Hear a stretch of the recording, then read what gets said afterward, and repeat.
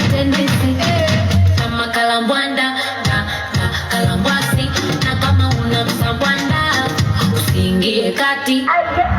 Aluluwe, aluluwe, aluluwe, kama mtu wachezi msabuwe, sema aluluwe, aluluwe, aluluwe, kama mtu wachezi tunitoe.